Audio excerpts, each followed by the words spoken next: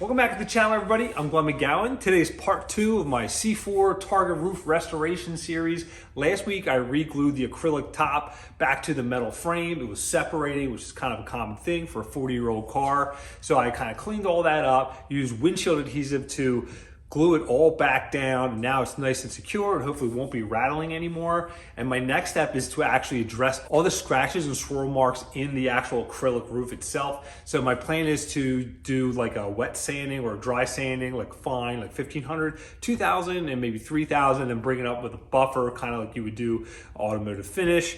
So I have all this stuff left over from when I did the paint job on my C4. So I'm gonna attempt to do that today. I'm gonna start off with 1500, try to get most of the stuff out of there, follow up with 2000, then 3000, and then hit it with the buffer. Hopefully it'll really bring it up and have a nice shine to it. So that's the plan. So let's get into it.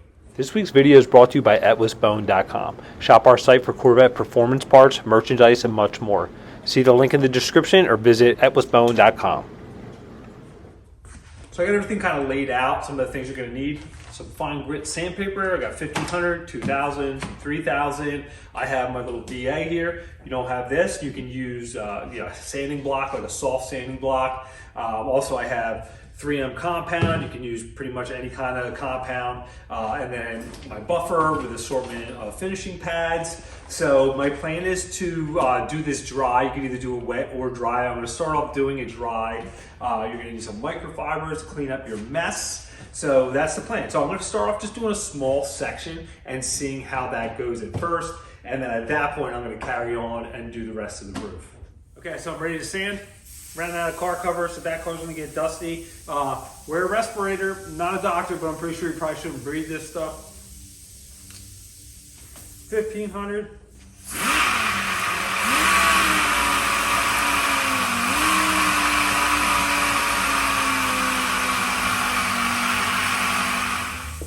Okay, so right out of the gate, the sandpaper was just getting gummed up real quick, so here we go. I'm just gonna do everything wet.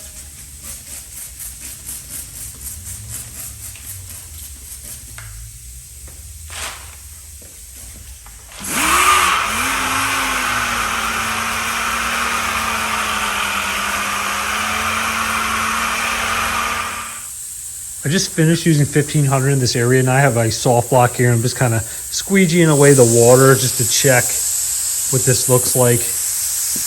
You can squeegee out the water, then use a microfiber, but I'm just pretty much looking for, just consistent scratches and making sure there's nothing obvious. Obviously, you can see the 1500 marks in there, but making sure if there's any like big swirl marks or anything like that I get out. So now I'm just going to put 2000 on here and then do that.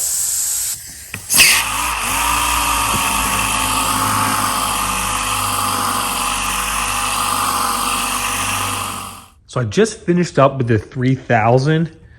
So it looks really good. It may be hard to tell here, so it kind of looks foggy, right? But all the scratches are out of it.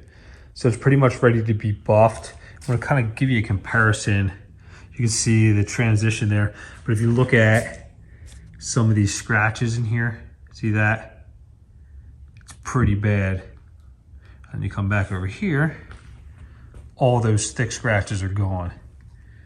So I'm just gonna continue, and I'm just gonna 1500 the rest of it, then 2000, and then 3000. And once I have all of it sanded, I'll start with the buffing. So I couldn't help myself. I just did a quick buff real quick just to kind of get an idea of the section, and it's actually coming up really nice. So far so good, but once I get it all sanded, and I'll go back over with the buffer and do it correctly.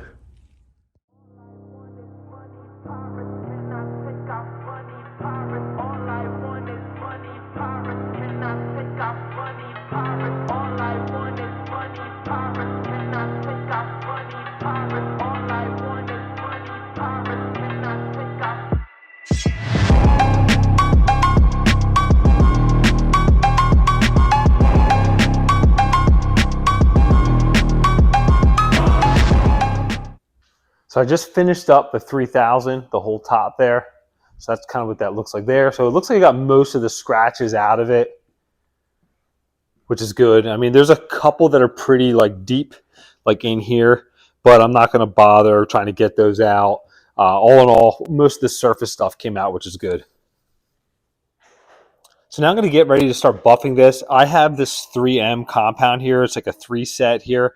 There are other options as far as polish is concerned that's a little cheaper. I will leave the links in the description for this and some other options as well. So I'm going to start off with this, number one. And normally, like, you can get this. It has a different color lids, and it'll have like the matching pads that come with it, which makes it easier. But I'm going to start off with this type of pad for number one, and then I'm going to move into either this lighter wool pad here or the black pad for number two, and then this is the kind of like finishing polish here we'll do at the end. So I got a few dots of compound on my buffer here. I'm just going to kind of smooth this around just so it doesn't like fling everywhere. And you're going to want this up at like a pretty high speed.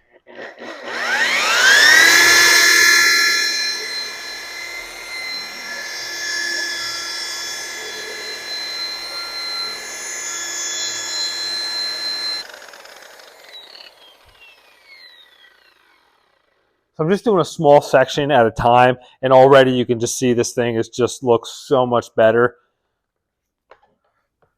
Just to give you an idea here how good that looks compared to, you know, how it was. And this is at the 3000, and that's how it's starting to come up. So I'm just going to do the rest of the top with this, and then move on to the next step.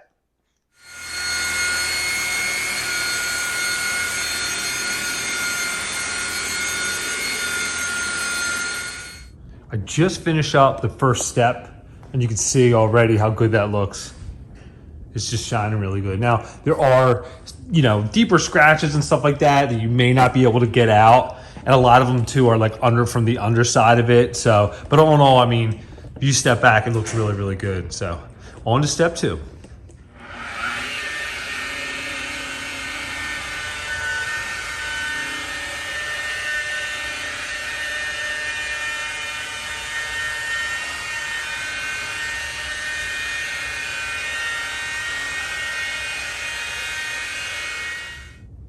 So this is after step two. As you can see, it's getting shinier.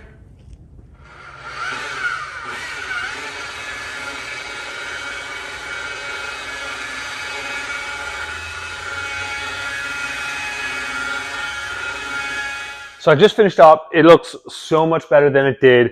There are still, like I said before, there are still some imperfections and little scratches, and looks like little spider cracks and stuff like that actually in the acrylic itself. But, you know, you got to keep in mind that it's a 40-year-old piece of acrylic that's been in the weather for God knows how long. But all in all, if you take like a step back, it looks so good. And once it's on the car itself, it'll look so much better. I mean, you can just see that the thing is just shining right now, and it looks awesome. Compared to what it did look like, it was almost like flat and like muted looking, with, you can see all the scratches and stuff like that on it. But let's take a quick look. Nice and shiny. So it turned out good.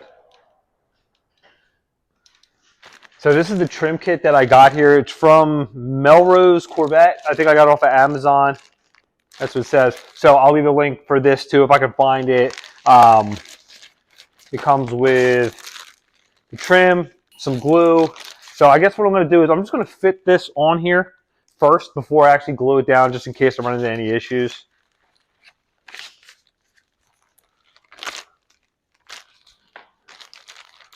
That's the glue it comes with.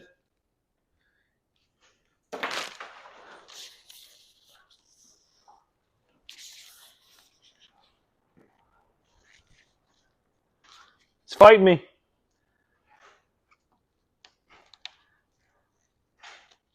So I ended up just kind of running it around real quick just to make sure that it was the same length. Now I'm going to add this glue. I just cut the nozzle of that, and I'm putting it down inside of here, and I'm running a bead on the like bottom of this. When I push it up in there, it secures there. I am going to just glue like this section, and then I'll glue like this much, put it on, that much, put it on, just so I'm not running around the glue and it's dripping everywhere. So that's the plan.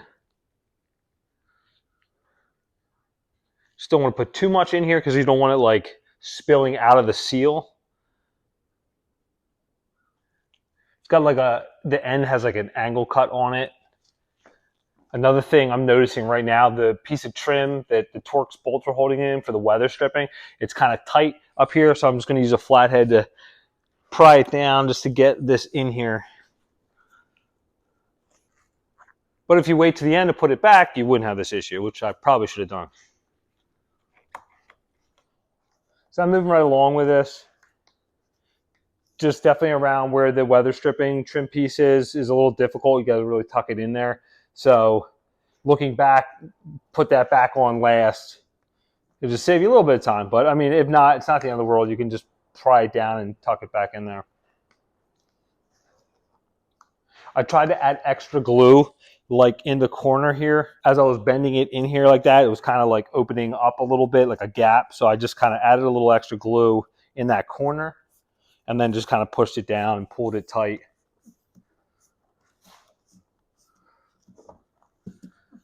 I keep almost knocking the top off the stand. I'm like pulling on it. Drop it, scratch the top back up, do it over again. Wouldn't be the first time. All right, all done. Turned out really good. There is extra length of that trim, and I ended up just cutting it to match the other side and adding a little extra glue, and I'm just taping it in there so it's up there nice and firm. Okay, so that's it. So it turned out really nice. Like I said, it's not perfect, but from what it was to what it is now, night and day difference. So if you have a really shabby top, it can't hurt just to try to bring it up and bring it back to life instead of spending the money on, a better conditioned one. So if you enjoyed the video, hit that like button. Thanks for watching.